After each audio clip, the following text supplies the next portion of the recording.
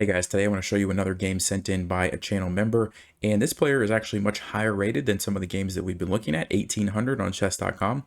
So you're going to see a little bit of a different type of game, but there are still quite a few important moments where we can get some key takeaways from this game. So I think you're going to enjoy this.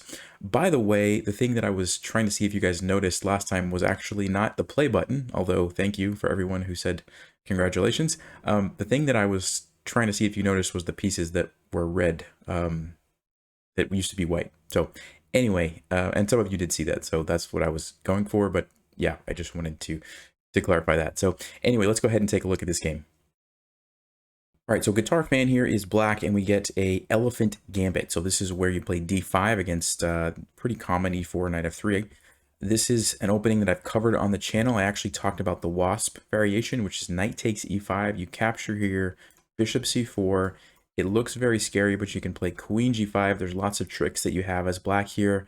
If you want to see that video, I'll link it below. I think it's pretty interesting.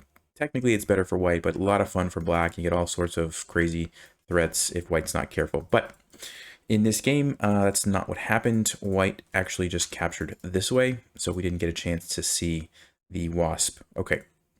E4 is a good move, kicking the knight out, and then queen takes d5. So a lot of times when you play queen takes d5, like in the Scandinavian or some other openings, usually knight c3 is kind of the big problem that you have, and then you have to waste a move moving your queen. In this case, white can't play knight c3, or the knight on d4 is just a free piece for you. So in this case, it's actually white who has to lose a tempo defending their knight. And so at this point in the game, black's already got the advantage. And so white should have played queen e2. This is kind of the move that white needs to play to keep the advantage. It pins the pawn, and then usually they get something like queen e7 or knight f6, and the game goes on. But after this, black, like I said, is already in the lead by a little bit, just a little bit. But still, to get an advantage with black this early in the game is a really good start to the game. Bishop c5, okay, I like it, developing. Queen to b3. So this is a moment I want to talk about because I think this happens a lot where people are presented with queen trades, and most of the time, the thing that I see the most often is that people just take it. They just, all right, let's just trade queens, and that's what happened in this game. One thing that I like to do, and I want to draw your attention to this, is if you can develop a piece, so for example, knight f6, defend the queen, and allow your opponent to trade into you. Notice how white now had to waste 2 moves to make that queen trade, and you were able to develop your knight and put it in the center of the board for those 2 moves. And so it actually kind of speeds up your development if you can do that. So I like to do that a lot of times instead of trading queens. Now, one thing that you have to pay attention to, and this is kind of important in general with chess, when you have an idea or a principle that you're trying to follow. So in this example, it's developing my piece to defend my queen and avoid the queen trade myself, allow my opponent to trade into me. That's the idea we're trying to go for. You always have to check it and make sure that tactically it's okay. So for example, bishop c4 looks like a scary move for us because after bishop c4, we got to move our queen, and then look at this battery lined up on f7, right? So before I play this move, I have to make sure that I have a good response to bishop c4. And for example, if I just move my queen and this happens, am I okay, right? And at first glance, that looks pretty scary. Actually, when I was analyzing this quickly, I thought to myself, no, knight f6 isn't going to work because of bishop c4. And then I looked at Stockfish, and Stockfish actually finds a really nice idea. And the idea is queen to g5, so you're threatening here. And after takes, you play king to e7. And the point is that, well, actually, this is a good question for you guys. What's the point? Why would Stockfish say that this is such a good idea for black? It's actually saying black is way ahead in this position. So I invite you to pause, try to think through why this is good for black. Keep in mind, we just lost our castling rights. We lost a pawn. Why would that be good for us? And then we'll talk about it.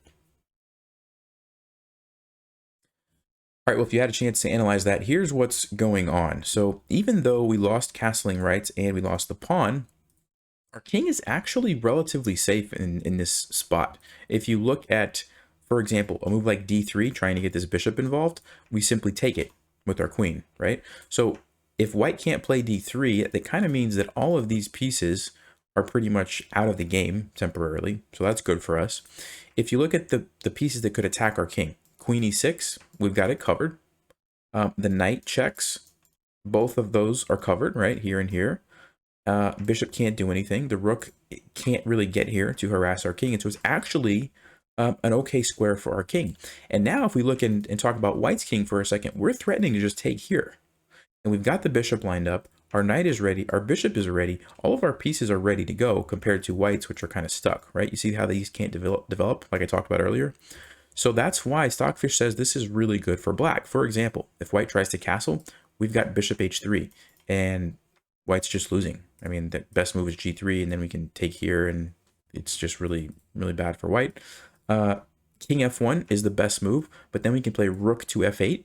And now you see another idea behind allowing that pawn to be captured, because now when this bishop moves back, look at our rook. So our queen is involved, our rook is involved, our bishop is involved, our knight is about to be involved. This bishop could be involved if we need it. And white's pieces are kind of just awkward and I don't know what they're even doing, right? So this was surprising to me, like I said, when I looked at it to see that, but it makes sense. And it's a good thing to keep in mind. It's not always as simple as it seems, right? Like I stopped calculating early. I thought bishop c4, nope, it's no good because of this. And I just stopped. But if I would have looked at even one or two more moves, said, what about queen g5 creating a counter threat? What if I just kind of move my king? What's going to happen? Oh, actually, that looks pretty good, right? So keep that in mind. If you can analyze one or two moves further, a lot of times it's a good idea to do that. So, but that's not what happened in the game. In the game, Guitar Fan didn't play knight f6. They just traded the queen. Okay. So at this point, we just have a very equal position. Queens are traded. Both players have one piece developed. Very, very equal. d4, this gets traded. Knight f6, and castles. Now, this move has pros and cons. Okay, the pro is that you're getting ready to play rook e1 check right away, and your rook is going to be very active. The con, and what I don't think I would have played this, is because you're allowing this capture, which is what happened in the game, and now your pawn structure is really, really bad, right? You compare it to white's pawns are great, and we've got double isolated and isolated pawns. So I don't like that decision. I think, personally, I probably would have moved the knight, maybe moved it to d5 or defended it like this, and then castled, just because I don't want to get those double pawns. But you're going to see it actually turns out okay for black, because they do get this strong rook, and now white has the awkward decision of where to move the king to, right? So king f1, right? And here you can start to see how the pawns that are connected are able to do more than these pawns, right? Because they can support each other, and so white's able to use those to really put a lot of pressure on black's king side and harass this bishop. So black has to trade, and now you can really see what I was talking about. These pawns just look so nice supporting the bishop, and black has a hard time doing anything, right? Because the pawns are so messed up. Okay, but let's move on. Despite that, it's still actually a relatively equal position. A little mistake here, it loses this pawn instead of going back to g8, and that's actually really bad, because now this guy has a rook behind it. Very, very dangerous for black. Okay, so the knight comes in. That's a good square for the knight, centralizing it. Nice little tactic here. So the idea is that if the pawn captures, then you can just take the bishop. And so that was a good one. h7. Okay, and now we can see very dangerous for black, but this is a good move, because now it's if white tries to get a queen, you're just going to take it, right? So that's a good move. All right, let's move on. Knight here. I want to get to the next critical moment in the game, and it happens right here. So this was actually a big mistake by white, and the reason this was bad is because white spent a lot of time bringing the knight here to here to here just for it to be traded off. And while they were doing that, black was repositioning their pieces. So the king is now nicely blockading the pawn, right?